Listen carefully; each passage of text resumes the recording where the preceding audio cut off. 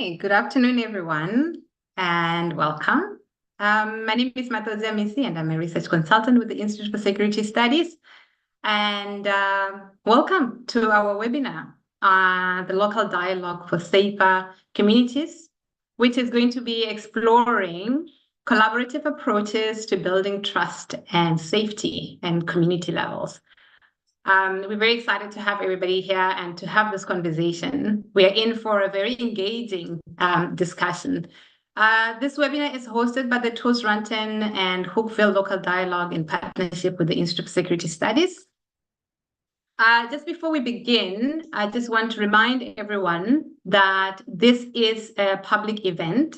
It is being broadcast live on YouTube, and so Chatham House rules do not apply, which means that you shouldn't post anything or say anything that you don't want to be quoted on, because it can be used as it'll be publicly available after the session also. All right, so before we begin, just want to say a few things just to situate the conversation that we're about to have and the presentations you're going to hear today. Now, someone once said that the most important election decision we make is what happens after the election. This means that building strong society means a lot more than just casting our vote. I mean, as much as elections are important. And you might be asking, why is this relevant for the conversation that we're about to have today on local dialogue? But as you will hear in the presentation, much of the work to kind of build the communities and the society that we desire is in our hands. Safety is such a pressing issue in South Africa and for all our communities. Just stand by the coffee machine, in your office, and soon safety becomes a topic of discussions amongst colleagues. And given the size of the problem and its complexity, we all know that the police alone are not going to be able to resolve this issue. There's a lot that community-based organizations, community members, working together, obviously, with government and with private institutions can do to improve safety at a community level. But this work is quite challenging. It is difficult. It's difficult to build and form partnerships and build local institutions that can work to effectively solve some of the pressing issues that our communities are facing. How do we overcome as communities in South Africa the legacy that divided communities by race and class? And there is a genuine fear of crime and violence that makes us scared of the unknown. We fear each other, we fear the strange, right? And so because of that, it becomes difficult to kind of work together. And this is why we're having this webinar today, so you can hear some of these examples, of people doing work at community level. And today we will begin with a presentation of a unique community initiative from the Garden Route, the Hoekwil and Touwsranten Community Dialogue, which is a community-led initiative that began in 2021. People from two very different communities are meeting monthly to discuss and share issues on a shared concern around safety and to develop joint community-led solutions to the problems that they're facing in their community. Prior to this dialogue, there was no space where members of these two communities could come together and have conversations, despite the fact that they both face the same challenge of safety or lack of safety in their communities. The community dialogue that you're going to hear about today draws from the principles of the National Violence Prevention Forum, which is convened by the Institute for Security Studies, which is a multi-stakeholder platform that brings different players in the South African violence prevention space to deal with issues of safety in South Africa. So our first speaker, Andisiwe Makwecana, is the convener of the Hoekwil and Touwsranten Community Dialogue. She will present findings from her assessment, which she did, of the community dialogue. So what she's going to be sharing with you will be some of the insights that was generated from this assessment and in terms of what made this initiative work and the challenges that they've faced and some of the things that they've been able to achieve at the community. Following Andisiwe, we will hear from Barbara Holtman, who is the director of Fixed Africa. She will share their promising methodology of working with communities.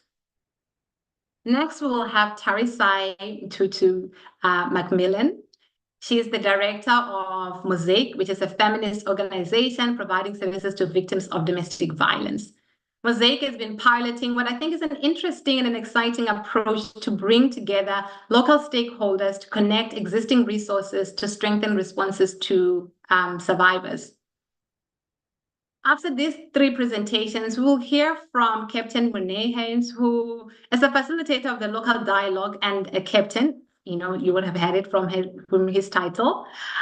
He's going to offer his reflection of a practitioner who is engaging with the local dialogue and seeing what are some of the benefits, challenges of being a police officer and working with the community dialogue, how that has benefited the work that he's doing and they do as the police service in the community. Now we're going to move to our first speaker, Andisiwe, over to you. Thank you, Matodzi. Good afternoon, everyone. As Matodzi has mentioned, today I will be sharing findings from an assessment of a community dialogue, which was started in August 2021 in Hoekwil and Touwsranten in the Western Cape. For this assessment, we interviewed 10 people who have attended the dialogues. We wanted to hear their experience of the dialogue, what motivated them to attend, and the changes they have observed and how it can keep improving. If there is one thing that all South African communities share, it is a fear of crime and violence. This fear pushes us apart. Affluent communities tend to see poorer communities as a threat, and poor communities feel excluded from and dismissed by affluent communities. Ironically, it was this fear of crime and a desire for safety that brought people from the small community of Hoekwil together with the Touwsranten community to find solutions and build bridges between historically divided people. Race, social, and economic class differences still define where and how we live in South Africa. Dialogue can bring the people together to find solutions, build safety, and prevent violence. There are examples internationally of how community dialogues have been used to share knowledge, resolve conflict, and build peace. And yet there are very few places where it is happening in our country. The Hoekwil and Touwsranten community dialogue provides a good example of a process that has been used to create connections, build trust, and work together towards a safer community. First, let me take you on a journey through these two communities.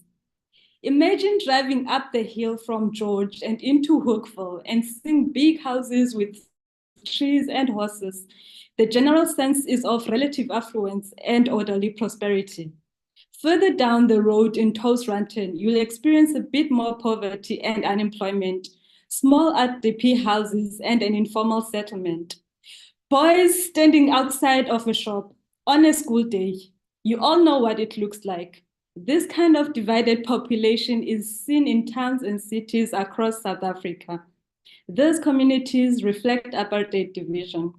Most of Hoekwil is white affluent people, while Touwsranten has mostly working class, colored, and Black people.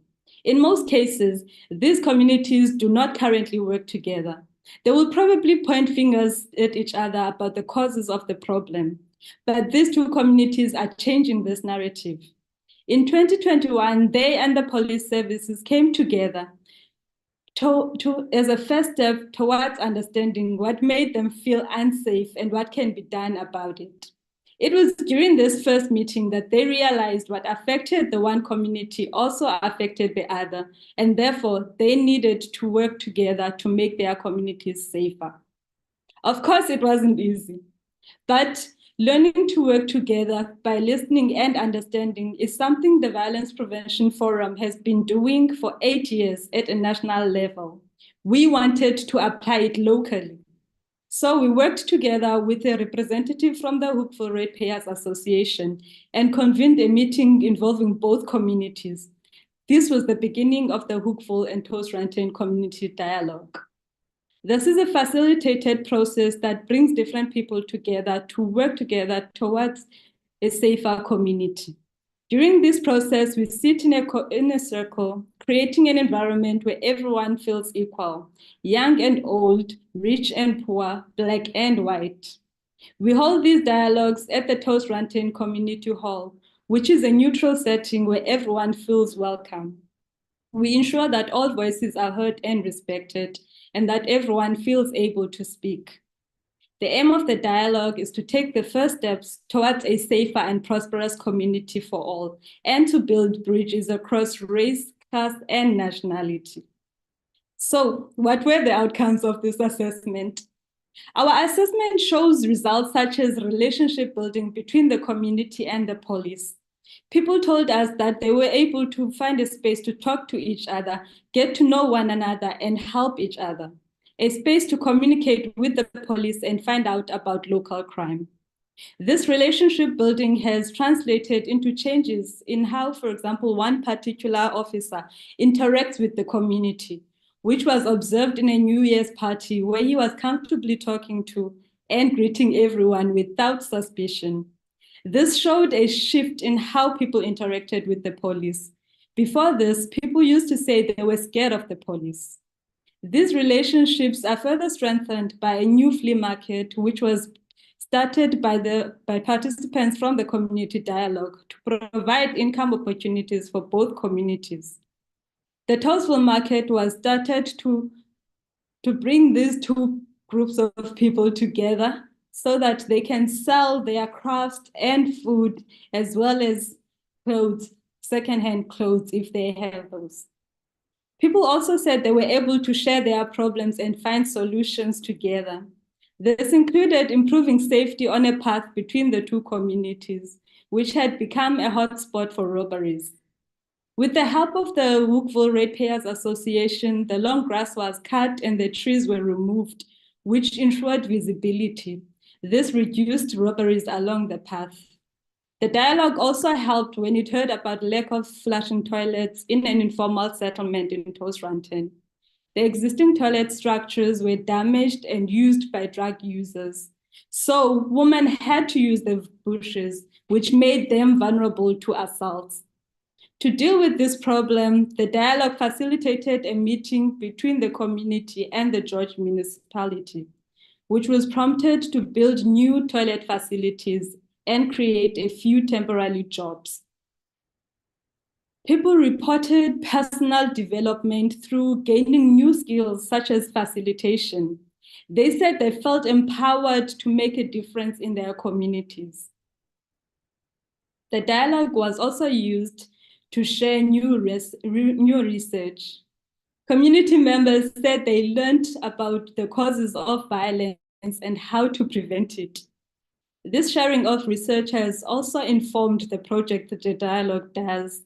For example, we are currently working on an outdoor gym as a result of research by Planet Youth, which showed that young people are more likely to engage in risky behavior, such as drinking and smoking, if they do not have healthy recreational activities.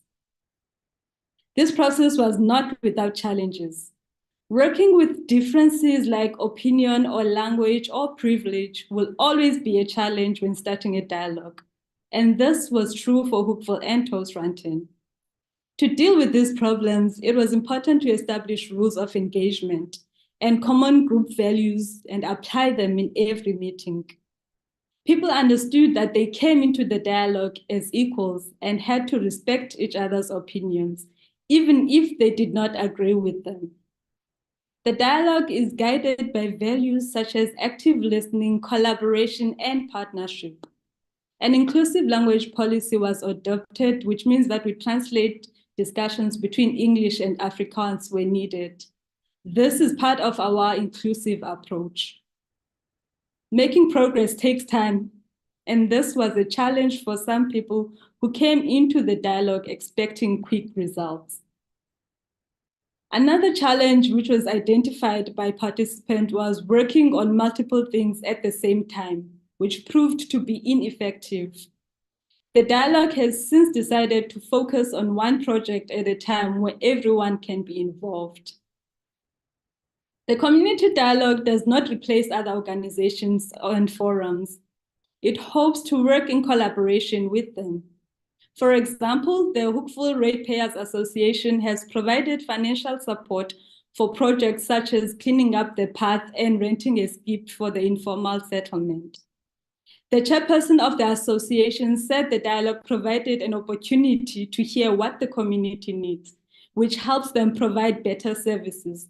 And therefore, he saw the value that it has in connecting the service providers to the service users. This assessment has also helped us understand our community dialogue processes, how people experience it, what works, and what challenges we need to overcome. Every situation is different, but we do have lessons to share.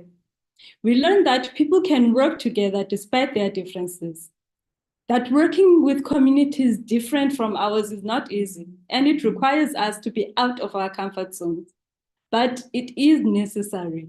At the end of the day, all South Africans want the same thing, which is to live in a safer society. We have developed a guide to support activists from other communities and anybody interested in problem solving through talking, listening, and working in partnership. The how-to guide provides a checklist of important things to consider before starting a community dialogue. It can be found on the ISS Crime Hub. Some of the things to consider are the reasons for starting a dialogue, who needs to be in the room, who will convene and facilitate it, and where it will be held. In summary, community dialogues are instrumental in reaching the people most affected by problems such as violence. As this dialogue has shown, they can enable the building of trust between the community members and the police, and be a bridge that connects communities to local municipality. It has also shown us that it is possible for communities to work together across race and class to build safer communities. Thank you, and back to you, Matodzi. Thank you very much, Andisiwe. I think this is an exciting case study, to draw lessons from. So thank you very much for sharing that. And I think just seeing that we have to be intentional if we want to bridge, these divides. Like, it won't happen by itself, and we have to be willing to be uncomfortable. I think that's an important reminder. And we need to be intentional in addressing things that do divide people, because something like as simple like as language can actually be a serious barrier. So just seeing what the dialogue is doing and being intentional about it, it's really inspiring. Thank you so much. And the link to the how to guide that Andisiwe mentioned has just been shared on the chat by Sandra. So if you want to look at it, you can go ahead. And now we're going to go to Barbara. Barbara, over to you. Thanks, Matodzi. I just want to share my slide, if I may.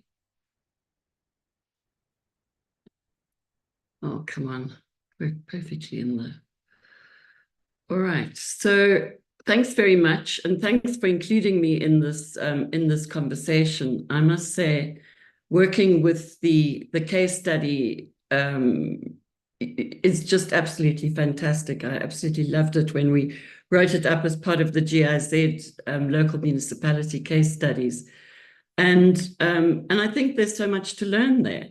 I was reminded by Andisiwe about the issue with the toilets. And when I interviewed Wendy, and everybody knows, I'm sure by now, that I'm obsessed with toilets for women.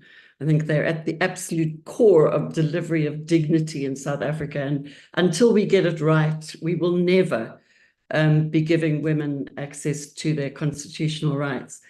But yeah, so when I was interviewing Wendy Mentor from the George municipality, she said something that really stuck with me and that I inquired on further, which was that when the conversation was first held with the community about the toilets, there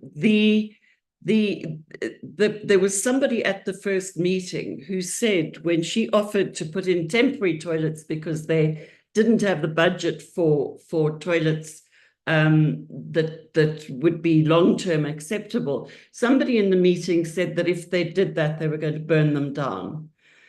And she told me this in a kind of a matter-of-fact way. There was no commentary around it. And I thought about it and thought about how it is such an indicator of how badly we need a proper methodology when we engage between communities and government, because that doesn't help anybody.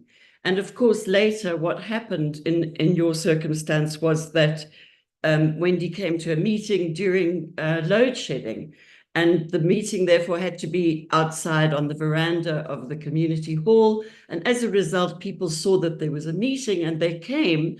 And because it was now being run, facilitated on the basis of the community dialogue, they could come to an agreement about how things would happen. And there were no threats of violence. And the municipality could deliver instead of going away feeling that anything they did would be problematic. The way that we've done it at Fixed over the years is that we've learned that, that there are a couple of real sticking points in terms of getting collaborations right.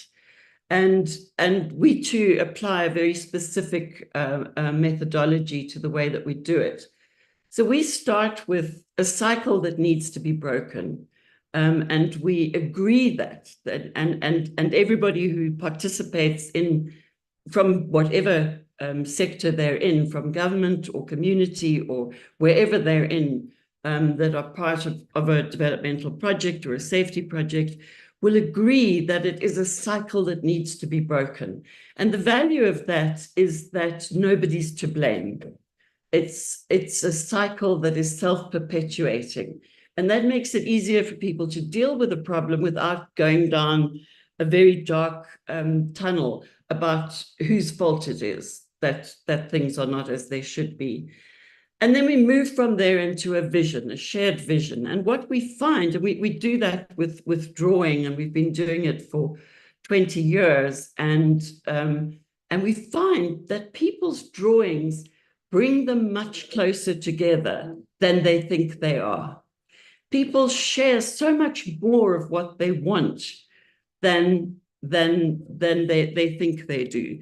So we call that what it looks like when it's fixed and people draw. And typically those drawings have a lot of love, things that work, some Wi-Fi so they can be connected, opportunities for safe mobility, some leisure facilities, decent and dignified places to live, sanitation, and opportunities for education and for jobs at a local level. And we know that the reason that those things are so compelling for people is because of our history, because they were not there. And so it's never greedy. What it looks like when it's fixed is never greedy. It's just a place that works and in which everyone can be useful and have agency for what they want to achieve. When people realize that they have more in common in terms of what they want to achieve than they thought they did, it becomes easier for people to engage. But what we found, and the reason that I've got this slide up here, is that collaboration is really something that starts with a position of a little bit of fear and scarcity. And so we see it as a tick box consultation very often, where, of course, many members of community are quite tired of being asked the same questions because they never get the answer. And there's no logic trail to why it is that I said in a consultation that I wanted X and you delivered Y. There's no logic trail. There's no feedback about that. But I can tick my box that I consulted with you. And so people carry that kind of, what am I? A workshop participant? What am I? Your research source, rather than somebody who's actually going to achieve something that's valuable for me. So if you look at this continuum, you see that you then move into, if you are prepared to breach the next piece of collaboration, which involves people in actually participating and co-creating whatever it is that you're going to do together, then you get to a point where the relationship creates some kind of shared resilience and where people can start to have quite robust consultation. And where, as Andisiwe said, all voices can be heard. And we have to be so careful about that because there are hierarchies. And we need to be able to break those hierarchies. And we need to not only use the language or the vernacular that works, but also words that mean the same thing to everybody in the room. And we need to try and create some kind of flat structure within the consultative and partnership place. Everybody wants to be useful. Everybody must be useful in what we do. Otherwise, we are doing things to people and not with people. We then see that beyond that come the really sticky issues that people struggle with a lot. People with power struggle to share it. People with the checkbook often feel that they are not only the chairperson, but also the treasurer. And we always are insistent that in any kind of partnership and collaboration, that cannot be the case. If you want to be the chairperson, you can't be the treasurer. If you have to be the treasurer, you can't be the chairperson. We need to truly share leadership roles, power, and decision-making processes. And we need to be transparent about what we can and can't do. It's not about managing unreal expectations. It's about inefficient management of realistic expectations.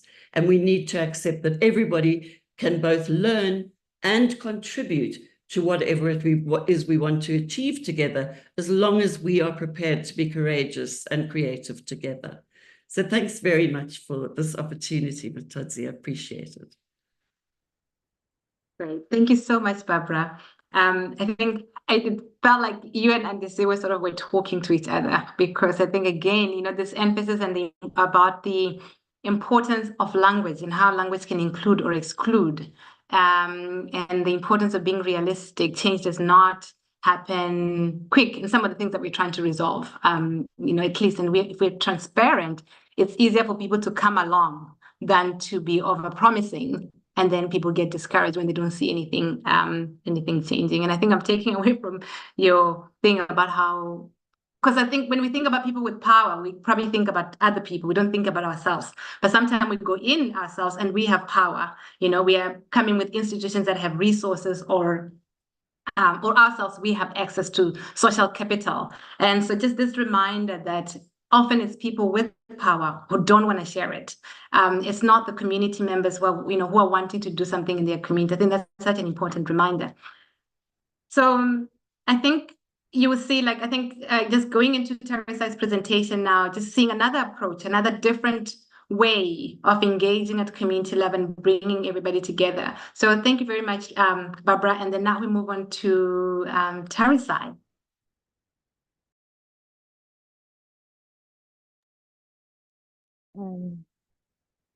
Thank you, Matodzi, and thank you so much. I think, Barbara, I was measuring our own process as I was looking at your graphic and you're talking, I was trying to think, where exactly is the SAFE platform really at? Are we still at the beginning in resilience? How are we moving towards? So thank you for that. Actually, it's something I think I need to go share with our own platform and measure ourselves. So thank you, and Andisiwe, I really learned a lot. I'm looking forward to engaging with that how to note. So ours, for us, just to briefly as I speak, for us, the SAFE platform particularly was born out of our own frustrations and experience with MOSAIC. We are a non-profit organization. We're an NGO, a community-based NGO that operates in communities trying to solve issues of domestic and intimate partner violence. We provide direct services, so counseling support services. We provide access to justice, where we support survivors who are applying for protection orders. And while we are in control of the service we give, we have to interact with the system in which that is outside of us. So we created the SAFE platform out of a lot of frustration, I must admit. Part of it was you are an NGO trying to do service. You work with government partners in the system that's supposed to work for survivors, and survivors are depending on you to resolve the barriers they're experiencing in the system. And when you yourself can't solve it for them, we go to what we call advocacy as NGOs. which often felt we're fighting, but you're fighting with a police officer or a social worker who's working for the department at a local level who also doesn't have power, who probably, who's beholden to a system above them. And so that all of that frustration was kind of like in a mix for us. And we decided, what can we do about it? We really wanted to solve it for ourselves. So we created this program, Strengthening Actors for Effective Preventive Response. We are in the response, but we understand that effective response leads to prevention. And we wanted to kind of see how can we solve that for ourselves. So we set out on a journey that most NGOs don't do for ourselves. We are not researchers. So we partnered with UCT, and we looked at, we just wanted to understand and test what we were experiencing. Is it true? So we looked at it from a research lens, looking at it particularly with duty bearers, focusing on police and magistrates and clerks around the protection order system and the Domestic Violence Act. And so the things that came up was, things that were tested and proven. There were inconsistencies in implementation of the domestic violence laws and regulations. There are varying levels of knowledge and understanding of the law and dynamics, particularly how it manifests and lands with victims when they come to report and access services. Training that magistrates and police and clerks seems to be devoid of what we understand to be in-depth and to actually prepare someone to provide support. And of course, there was some level of an existence of unofficial collaboration amongst NGOs and duty bearers, but it was not consistent. And a lot of the collaboration was happening at a high level. So me as an executive director, I could tell you of amazing relationships I have at a high level. But the social worker that actually has to interact with the police officer, locally, wouldn't have that same experience. And all we were doing was extracting information and fighting about it. So we wanted to resolve that. How can we create the same collegiality that I have with the parliament level, with some execs? How can we resolve that and make sure that it's being felt on the ground? So that's kind of like what we wanted to do. So we started having conversations. We targeted 3 communities. We're in many communities, but we targeted 3 communities. We targeted Philippi, Paarl, Mitchell's Plain, and that was a deliberate target for those conversations. And when we started having those conversations, we started seeing what we were testing in our own research and what was coming out from the colleagues. We could agree that there was an administrative problem. Protection orders are not being archived at the time, electronic thing. Victims were losing protection orders. We could look at the resources that were being put together. So the frustrations we have as an NGO, our colleagues at a local level had the same frustrations, which was quite interesting to test. I'm very aware that I'm handling so many cases because the number of clerks that are dealing with the high demand of applications were high. So this is why I'm not getting to what you need me to do. We started to understand each other. We could see, okay, how harmful gender norms are trickling into the system, not only in the NGO, but also with our colleagues. So with that understanding in mind, we're like, what can we do about it? So we decided to have this, what we call a safe platform. We looked at where opportunities, so MOSAIC exists as a stakeholder providing services. So it wasn't MOSAIC coming there and be like, oh, we are high and mighty, we're outside of, so we want to solve you. We are a service provider as well, so we're a stakeholder. We looked at whether there was either an existing network there or there wasn't something. So the Department of Social Development is what we call victim empowerment forums, sometimes at a local level. In this community, somewhere strong, somewhere not. But we looked at it from a civil society perspective. And then we also looked at where there was a high incidence of domestic violence according to SAPS data. That's what we're looking at. So we looked at Philippi, Paarl, and Mitchell's Plain. What we're looking at, okay, we've got a court support service, we've got multiple police precincts that are servicing that area, and these opportunities that I'm highlighting. And then we started to invite the stakeholders together in a very targeted way. There were key common barriers that even though we were looking at some kind of same questions, and we were kind of looking at solving the same issue, you realize the law is being applied differently in the community. But there were kind of key common barriers and gaps that we're saying. The system, the law, and its rules, how to apply them. How are practitioners applying them, whether from an NGO perspective or a government perspective? There is victim fatigue. Colleagues are overworked at a local level. So I have heard, and so you go into that mindset of, oh, I've heard this story before. One victim it's one size fits all. And then, of course, what is the referral pathway? I hear the story. I can't solve it, but I actually don't know what to do with your problem. Stakeholders didn't actually know what to do with each other. So with that, once we understood the context and we've had all these conversations, we're like, okay, what can we do about it? So we decided we actually want to focus on protection orders. We want to focus on GBV, and we want to ensure that we all understand the law in the same way, and not from a parliamentary and let's fix the law, but we're saying the law is sufficient. How can we actually apply it? And we looked at the stakeholders that are mandated to apply it. And we use a method called collective impact. We focus on these 5 key things in the SAFE platform. 1, developing a common agenda. So the work that we are doing is workshopping. Our engagement is sometimes feels like sometimes we have to actually remind each other, this is the common agenda.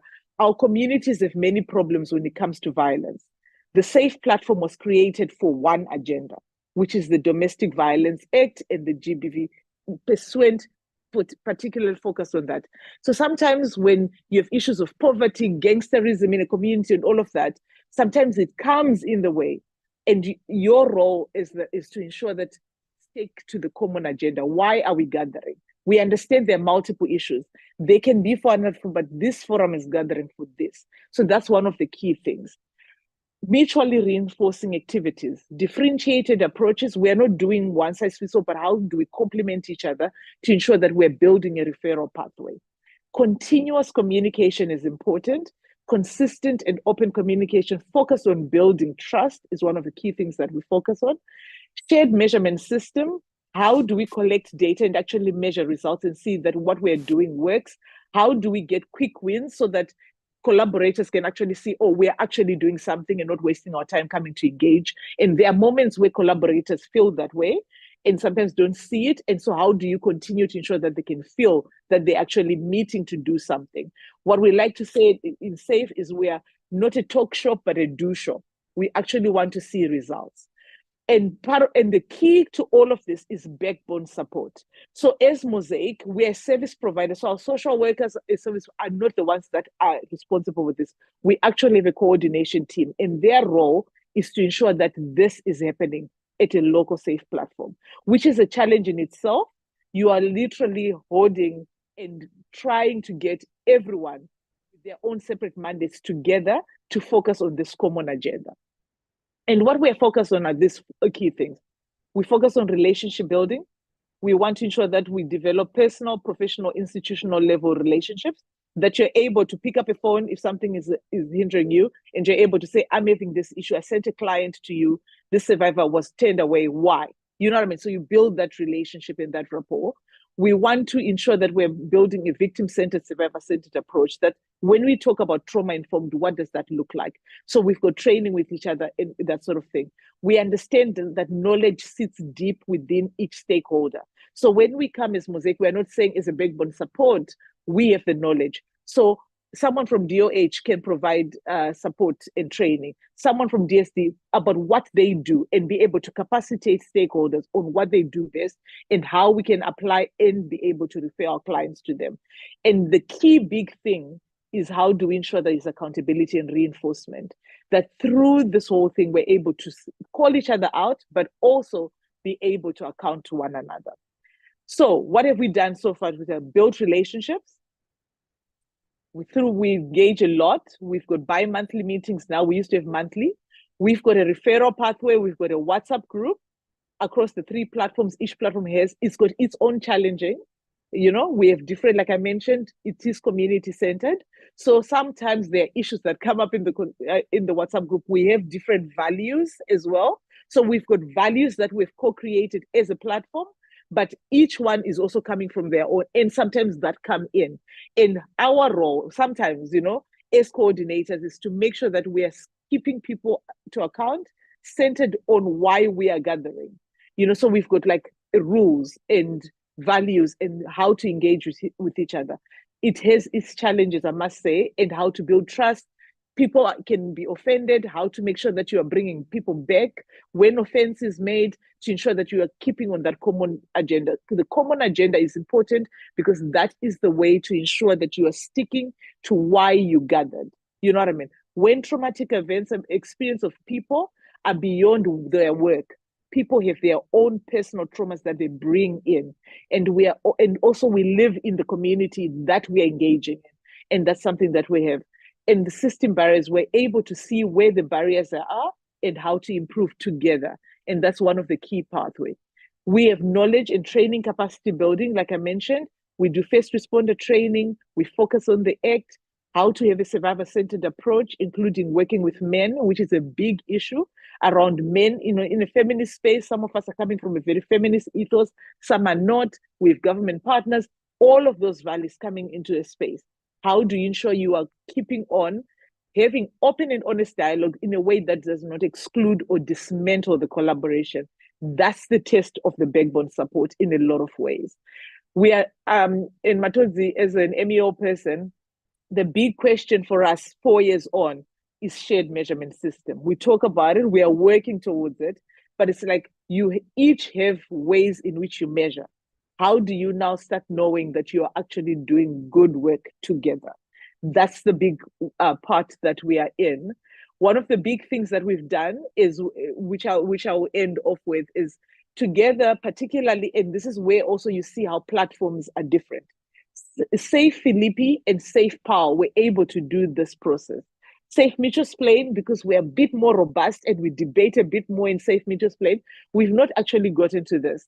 But Safe Power and Philippi were able to actually co-create together as government and civil society, what we call a memorandum of action. They looked throughout the years how they had worked together and be like, oh, these are barriers. Despite all our relationship building, we are not able to unlock the system. We need actually the big bosses in the room. Then they, instead of creating a memorandum of demands, they created a memorandum of action where they literally highlighted together the issues, the barriers, and some solutions that were saying, this is something we are proposing. We then had a dialogue, and from that dialogue, there's action plans. So this matrix at the to my left shows you exactly how we are trying to track now where the duty bearers at a high level are actually dealing with the issues that can be solved at a local level.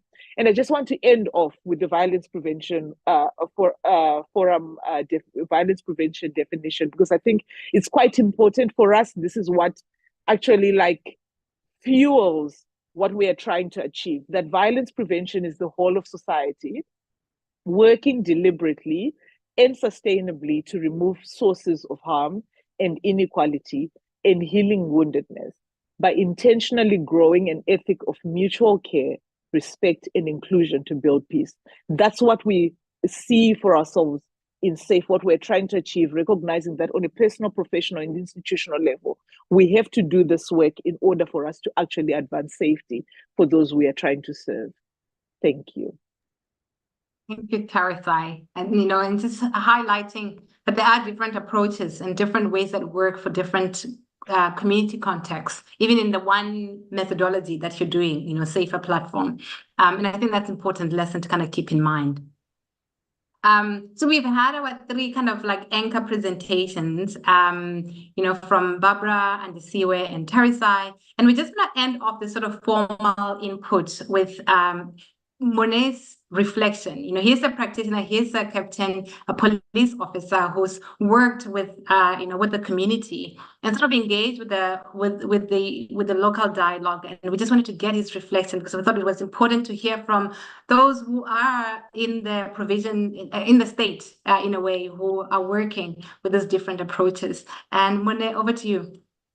Thank you, Matodzi. Yes, I have to say I've learned, or I got to get the knowledge by General Reddy that introduced me to violence prevention. I've attended the facilitators course also with Chandra, and also had a session with Barbara Holtman regarding what you work with, what you have, and also with Andrew Fall on the evidence-based policing.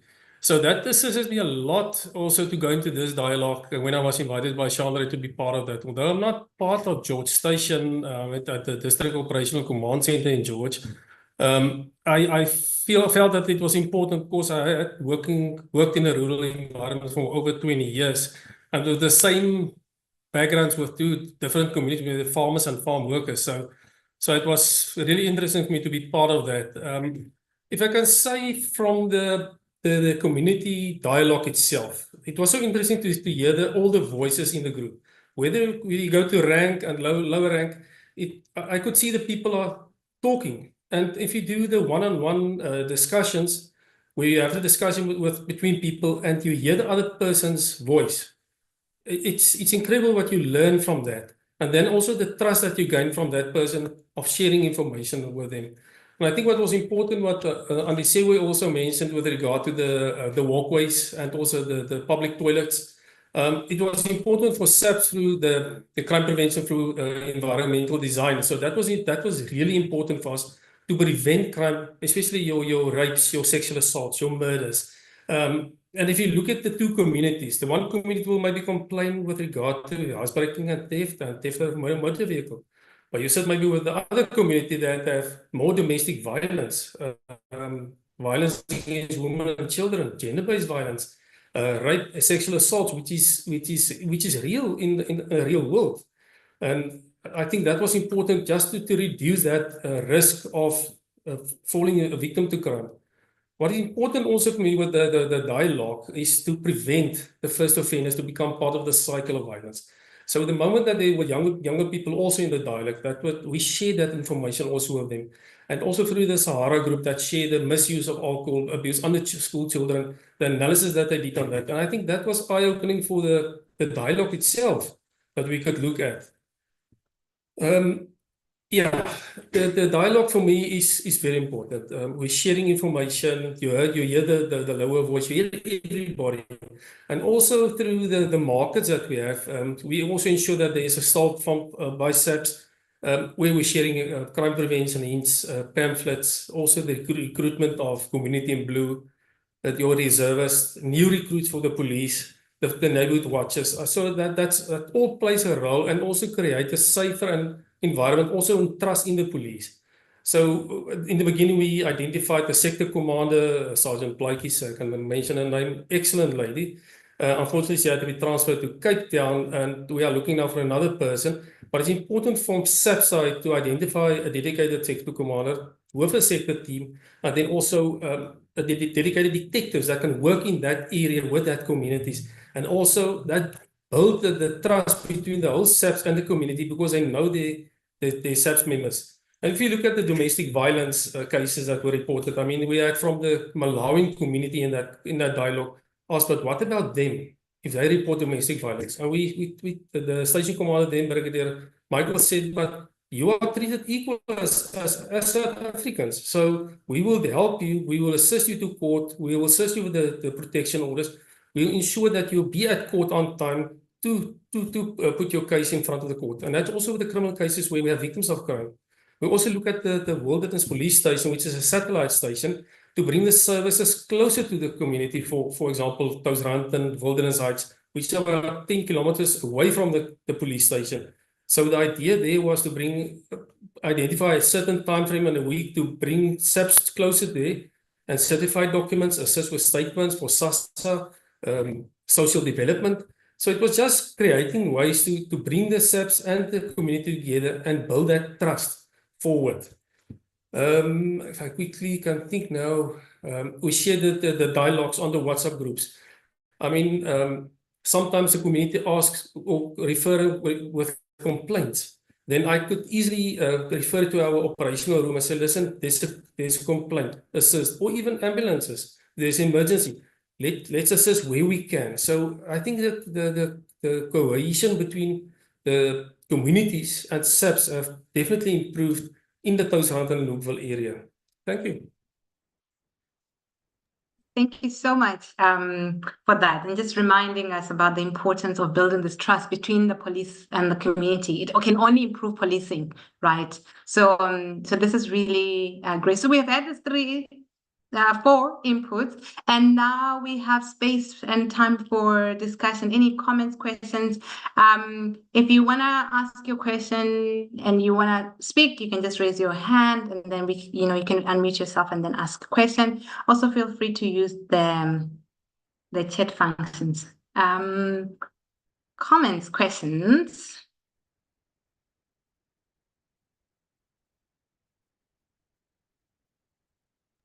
Yeah. So the status comment about how it's interesting to see how across the full presentation that what Morné has talked about sort of connects with the experiences that were shared by Barbara, by Tarisai, but also the framework that that Barbara presented. And maybe while we're waiting for people to ask their questions, maybe just one question to yourself, Barbara, and Tarisai.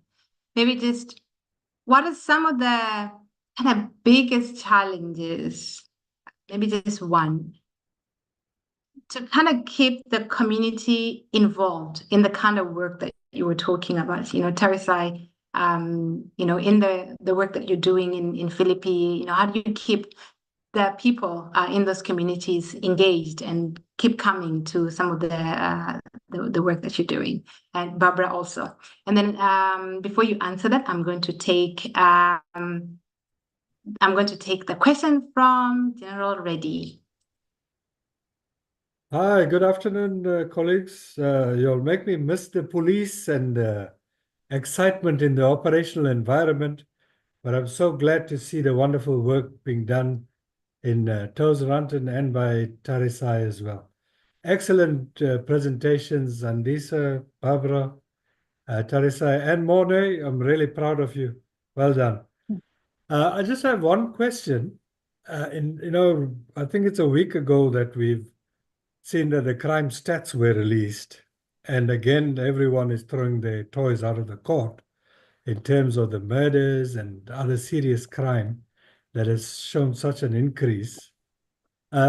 In either the project in Touwsranten or the one in Cape Town, have you utilized any baseline crime stats, either related to murder or domestic violence or associated with the project, to test from the time that it started to its current stage, what is the impact of the engagement?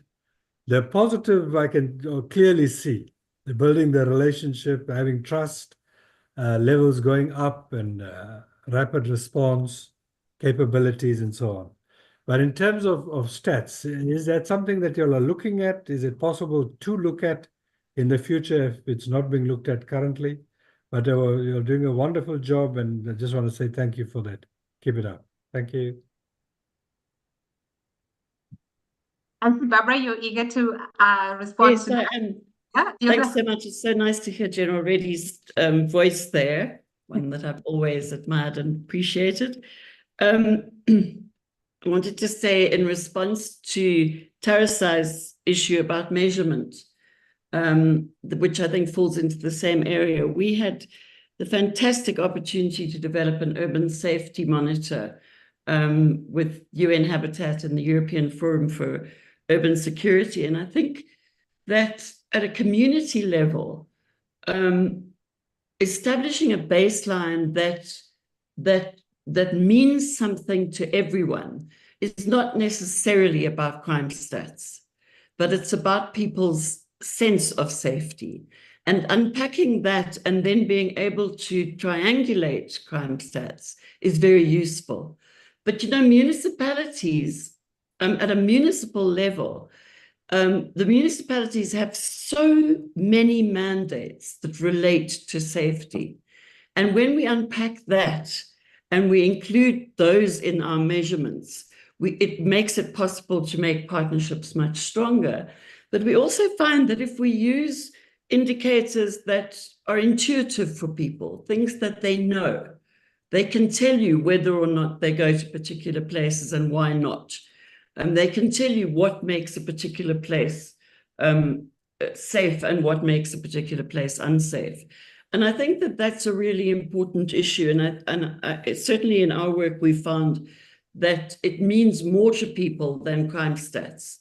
And it actually adds richness to the ability even of the police to respond. Because, for instance, with violence against women, women will very often not go to places that make them unsafe. And they will not access services or opportunities that require them to go to places that make them unsafe. And of course, that's not captured in crime stats, but it gives a very clear message to a municipality about what needs to change on the ground. So I think working together with those things is really interesting. And if I may, I'll put the Urban Safety Monitor link onto the chat so that you can all have a look at it, because it really tries to look more broadly than just crime stats. Of course, crime stats are important because we're talking about crime, but we're also talking more broadly about unsafety, and particularly the unsafety that we experience when we travel. Thanks. Great, important points. Tarisai, do you want to weigh in? And also maybe it would be great to hear from you also, Morné, on this, because also some of the things, probably because of the work that you're doing, some of the things then don't happen. You're doing preventative work. So then, there's sometimes it's not possible to always see, but still nonetheless change is happening. You're having an impact on the ground. So it'd be important to sort of also hear from you on that. Tarisai? I must say, like, when General Reddy was speaking, I was like, oh, we've not triangulated that. I actually, one of the things that we are very firm about, well, actually, I must say, even myself at MOSAIC, is we try to not be almost like triggered by the stats, because we also know about underreporting, and that we don't want it to just be a crisis response, like, oh, the stats are out, now we must do something, because we're constantly doing something. And that's kind of like the way we approach our community interventions. Is this is happening every day. For instance, we were talking about it on Monday. At the end of Women's Month, there was a young lady, she was murdered in the same way, right? Just here in Cape Town, the CBD. There's a suspicion that she, her boyfriend is involved. Same way as Uyinene Blesse saw, but we're not in the streets. So what happens is, one incident or crime stats can trigger us to act or to not act. But this is something that's happening constantly. And how do we actually ensure that we're being consistent in our intervention? For us, we know that this is a scourge. What the states reveal for us is that there's a big issue. I mean, City of Cape Town just revealed that the EMS, the emergency services in their call center has had the highest that they've seen in a long while. That they're inundated with domestic violence. So what is triggering that? We need to figure that out. And so to General Reddy's point, I think there are two things. Currently, we have not been doing that, but it's an opportunity to take to SAFE platform and see, is that, and to Barbara's point, is it an opportunity for us? I actually was writing it all down, because is it an opportunity for the SAFE platform to have something tangible with the police and courts, and how can we see whether in our own local space that can change? Are we able to change? Are we able to influence that? I think I saw earlier, Gwen is here, from the Violence Prevention Unit. I was just thinking, it's good they're here, because to listen to this part, because is it possible from a provincial level? Again, for us, to acknowledge that we are operating from an NGO coordinated perspective. We don't have enough power, but this is where that's why I'm name dropping, so that I can call on my colleagues on a collaboration level to say, is this question something we could answer or not, or do something about together? Thanks, Tarisai. Captain? Thank you, General. Yes, monitoring the two sector blocks, I do that on a monthly basis to check the crime. And that is a guideline to see reported crime. In the beginning, we see a decrease, especially on the gender-based violence crimes. But for me, it's also important that it being reported. So I'll rather have it reported than underreported to say it's everything is good and fine. So for me, yeah, I personally, if it's being reported, I'm happy about it, especially the younger, under 16 years old, the children. I'm a big, I'm advocating on that we have to be reported. We've seen the crime go down in Hoekwil and Touwsranten area especially. But then also again, there's security guards from security companies involved that also contribute to a certain time to some crime also there. But Chandra was very quick to address that one through your office, the Ombudsman's office in Cape Town General. So that also assists us a lot. And it's about reporting and accountability of everybody, whether you're a security guard or a police officer or a teacher or a preacher at the church.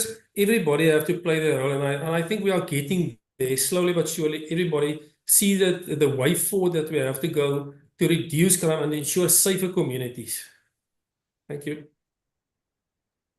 Great. And that's an important point that you raise about accountability of different stakeholders. I mean, a lot of time we talk about accountability of the public sector institutions, obviously, because they're publicly funded and everything. But there is this big play out, like the private security, for example, at local level, that often are playing a big role in, I know Barbara speaks on the private security industry.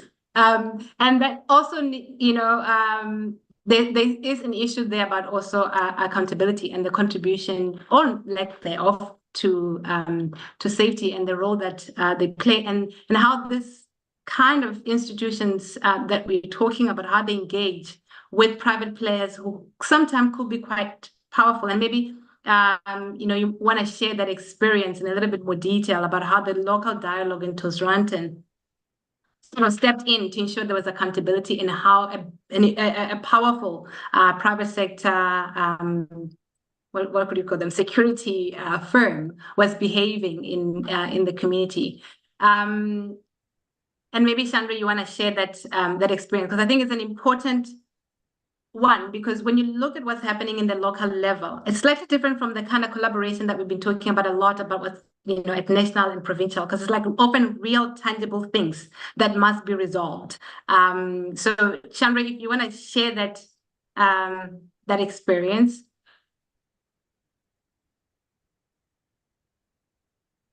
Chandra, can you unmute yourself? Yes, there we go. Thank you, Matodzi. I can absolutely share that experience. Good afternoon, everybody. So about a year ago, I think it is now, maybe 18 months ago, a new private security company came into the wilderness area with a lot of fanfare and being very blunt about what they hoped to achieve.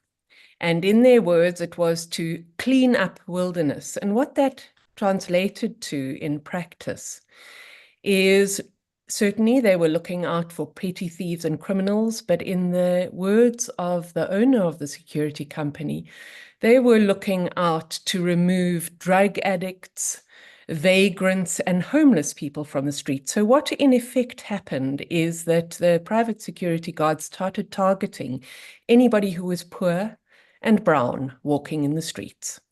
And there were some very serious incidents of assault. So the community dialogue became aware of this, and we discussed the issue, knowing also that private security companies can and do play an important role in our ecosystem. So we had a three-pronged approach. The first was to make sure that everybody knew that it's their constitutional right to walk freely and to be where they want to be in our country.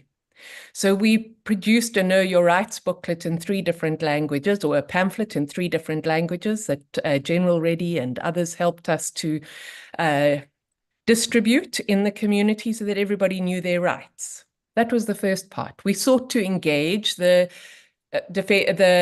security company in dialogue, which was not successful.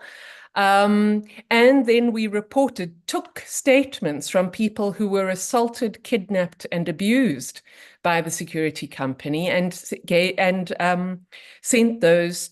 We put a complaint both to the police ombudsman and also to the Private Security Regulatory Authority, which did an investigation. And I'm very pleased to say that as a consequence of all this pressure, the security company has changed their behavior dramatically, even changed their branding. And we haven't had any further incidents of assaults or reports of assaults in the last 6 months. So that is one example of how state agencies, as well as a community, can work together to hold private players to account. Right. And I think also it's also an example of how not all the stakeholders will be keen to having dialogue, but that does not necessarily mean it's a failure of dialogue or that dialogue is not effective. But but it does indicate that there are different tactics and different ways of engaging with different stakeholders. Thank you for that, Chandra. There's a comment from Herod. Harold, do you wanna unmute yourself and ask your question? Otherwise, I can read your question. But it's always great to get other voices into the webinar. Harold, sorry to put you on the spot. If not, I will just read your comment. Okay. So Harold has a question, which I guess we'll send it to you, Andisiwe. It says, the Hoekwil and Touwsranten community is quite diverse, and the assessment, it reflects on the difficulty of different languages. How did this impact community members feeling included and having a sense of belonging? I don't know if, Tarisai, if you guys have experienced that issue with diversity and language and how it affects everyone. If not, Andisiwe, you can answer that. If you do have something to share on this issue around language and belonging, Tarisai and Barbara, you can also comment. Andisiwe? Thank you, Matodzi. Funny enough, language wasn't the biggest challenge when it comes to belonging, but working with hierarchies in terms of those privileged and less privileged. But when we stick into the language, it's because we translate discussions, and it's mostly, Touwsranten is mostly colored people who mostly speak Afrikaans. And then there's Hoekwil, who with white people mostly speak English. Then looking at that group dynamic, it made sense to focus on translating English to Afrikaans. Well, in most meetings, actually, it's the other way around. We mostly translate Afrikaans to English because some participants feel more comfortable bringing their input in Afrikaans. So we haven't really had a difficult time as much in including people in the discussion. At some point, we had a Malawian participant who was coming to the dialogues regularly, and he understood English, so there was no huge barrier in terms of communication with him. So it was just a matter of accommodating people and understanding that those who feel comfortable speaking Afrikaans are allowed to do so, and the rest of us who don't understand Afrikaans are accommodated through one of the facilitators translating other people's input. So it didn't really have a huge impact.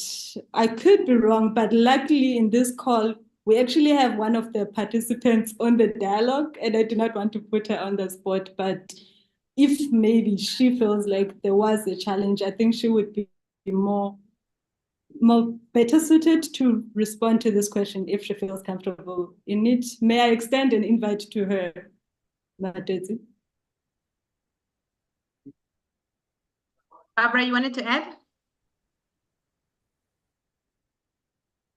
Yeah, I mean, there was a question that was directed at me in the chat, which I just wanted to answer as well, but which was about whether or not there are other communities that we found in the municipal case studies that were doing similar things. And I think, although in both of the other two cases that I would reference, which are the Brixton Community Cape Centre and El Cairo in Hillbrow, there isn't a formal methodology the way that there is here. And I'll say what is very interesting for me about that is that the one is the El Cairo has survived, I think, many years because there are there is consistency about how it is approached, and consistency in terms of the person that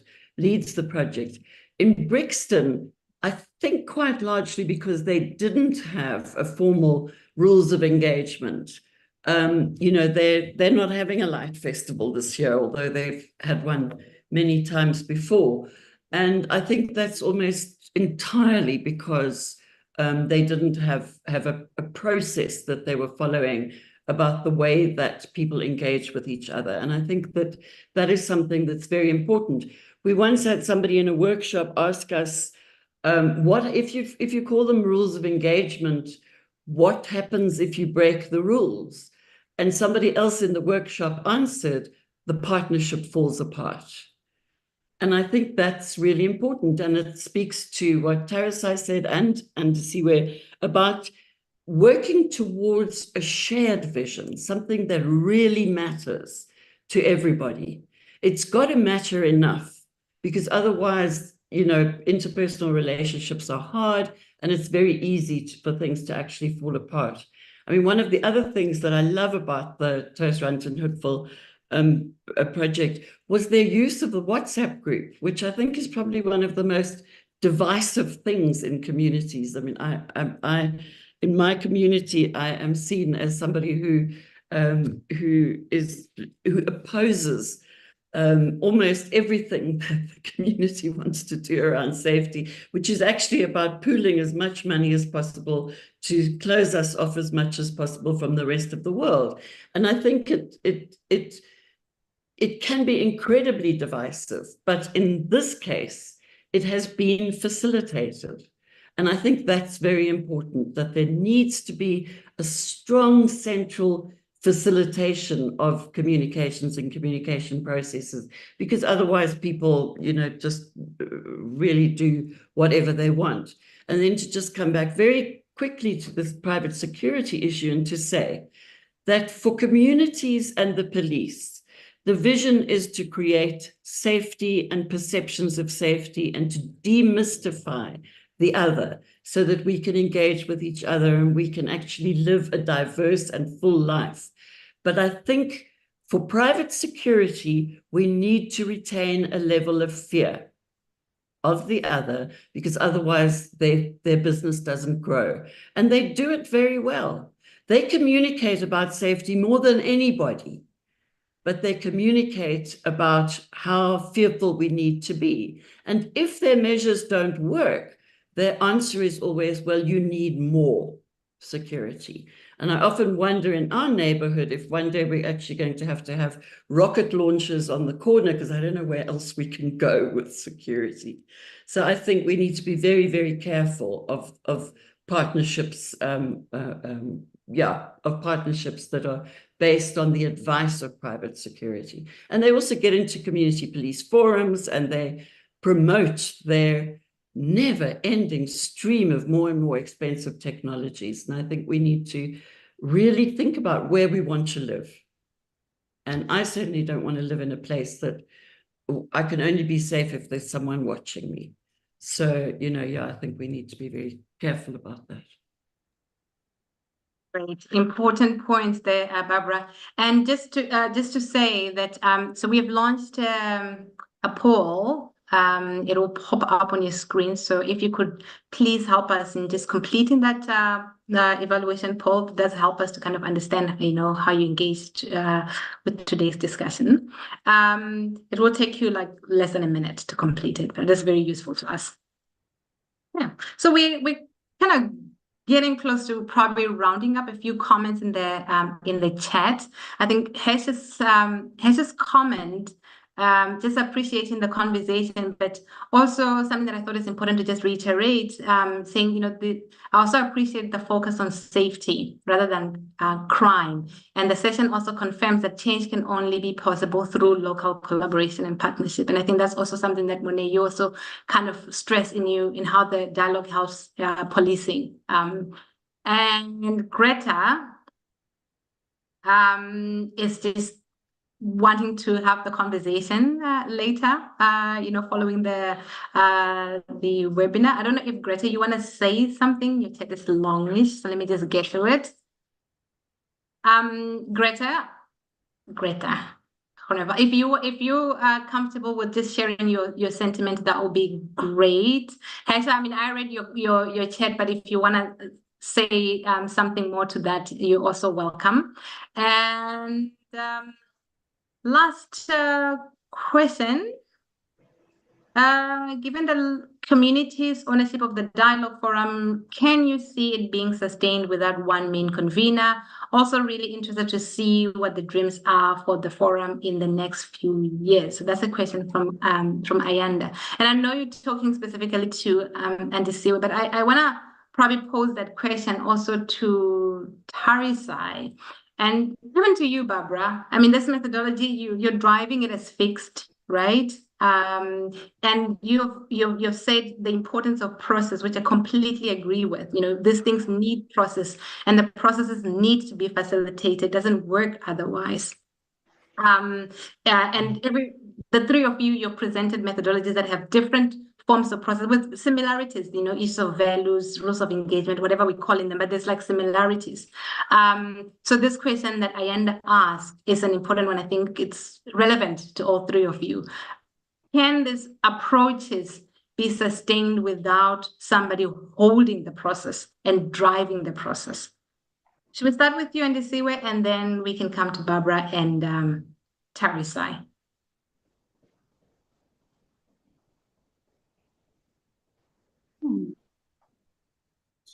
Well, first of all, I would like to clarify that the dialogue does not specifically have one main convener, and this is very intentional. The dialogue is convened mostly by community members. And the reason for this is to work towards it sustaining itself. So can it sustain itself for the next 5 years? We hope so. Can we guarantee this? We cannot. Because we are working with real life issues. We are working within an ecosystem that changes in an instant.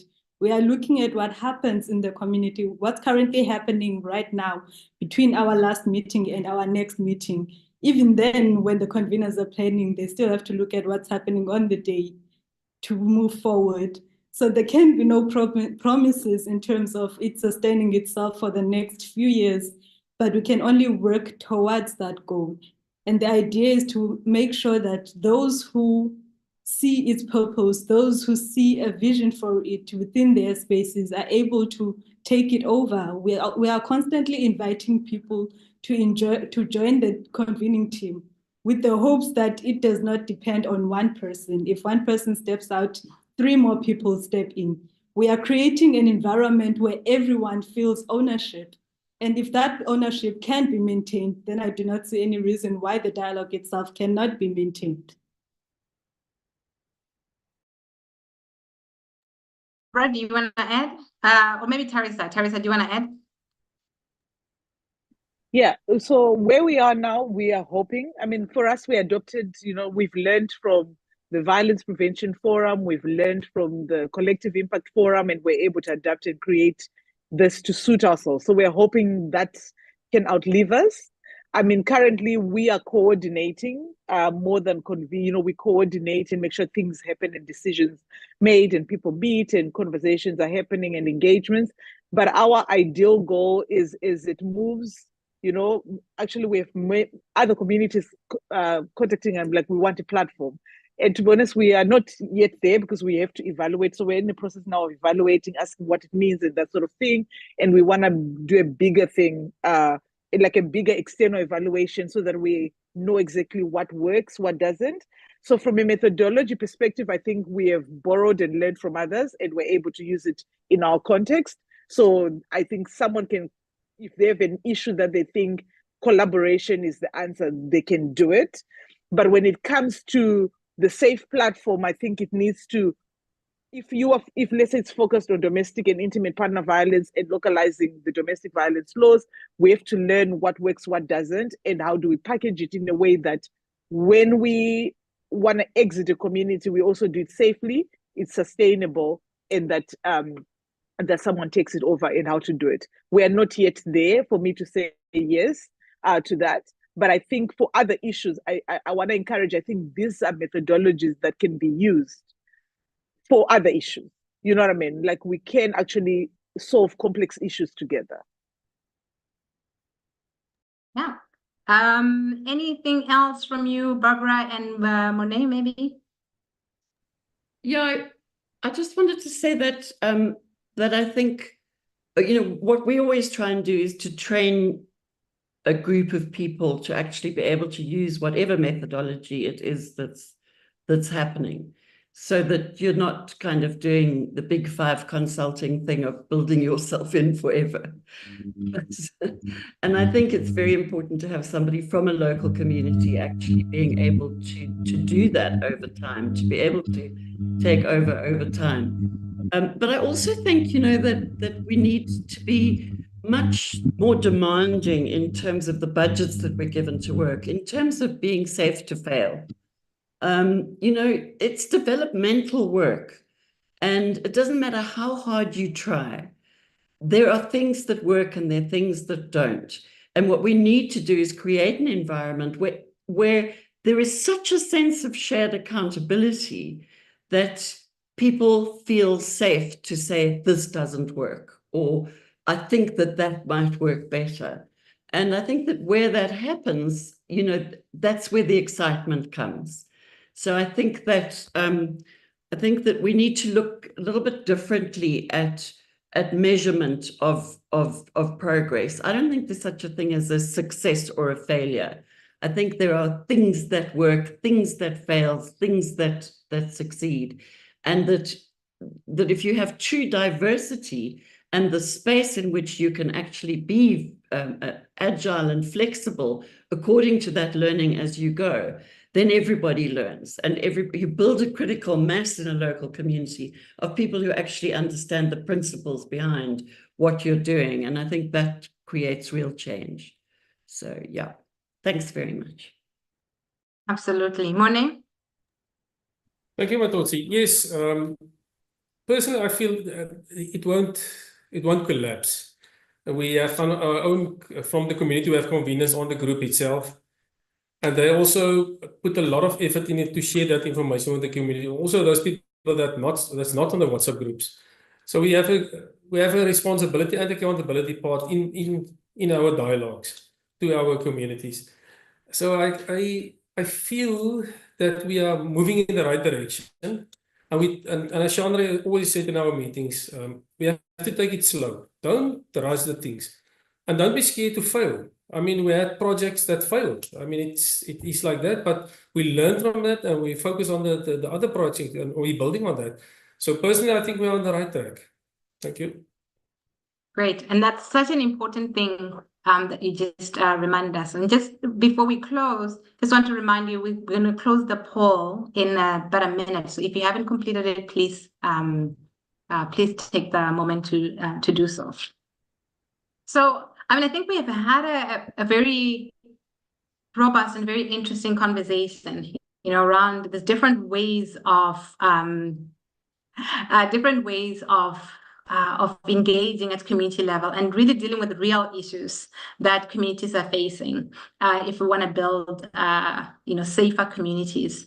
And I think across the three presentations, there's been an emphasis on having a process that's facilitated, that's driven, that is working towards some shared goal.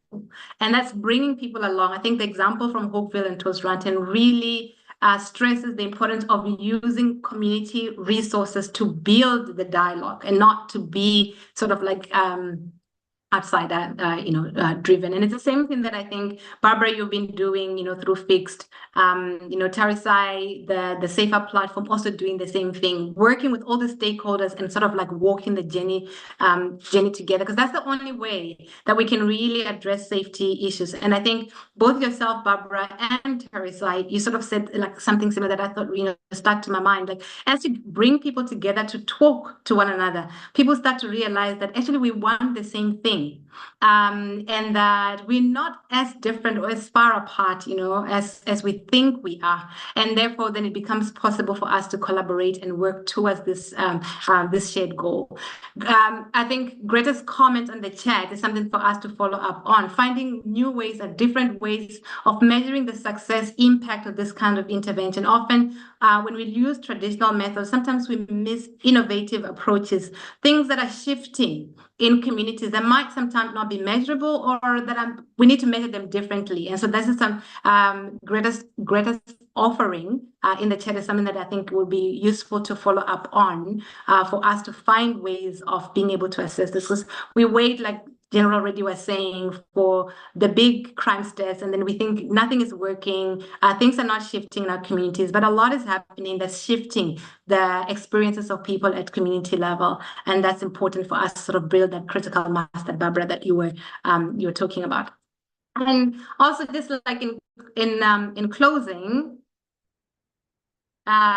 In closing, all of us here, of course, we joined this call professionally. Probably we are interested, we are researching this topic, we're working in this area, but most of us are in some form of a community WhatsApp group.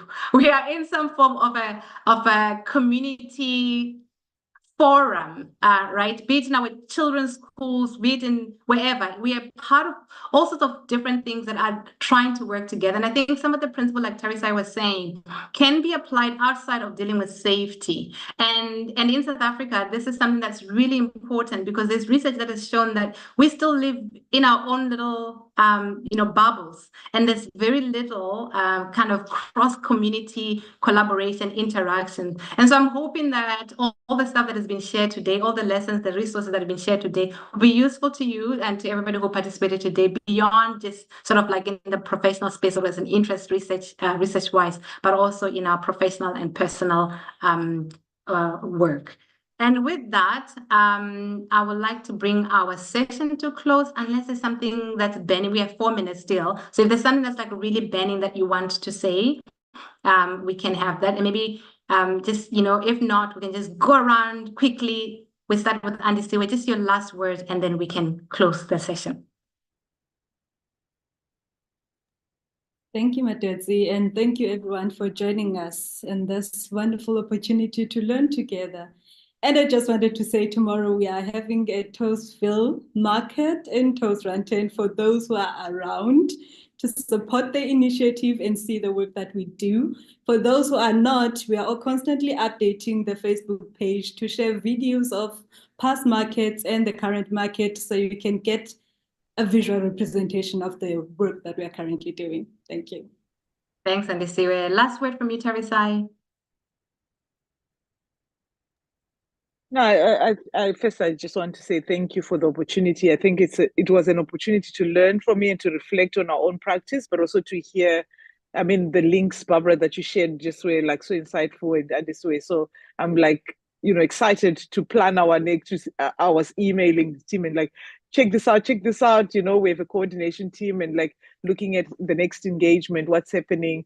So I think for us, it's a learning process.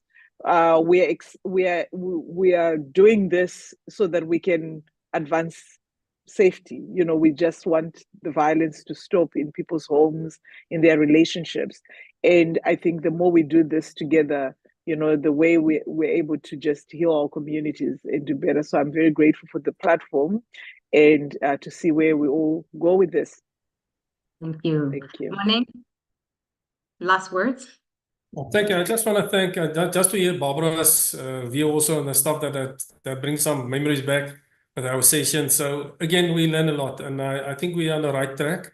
It will take time. We'll have to take it slow. And Andisiwe, excellent also presentation, and thank you for involving me with this also. Thank you. Thank you. Last words from you, Barbara.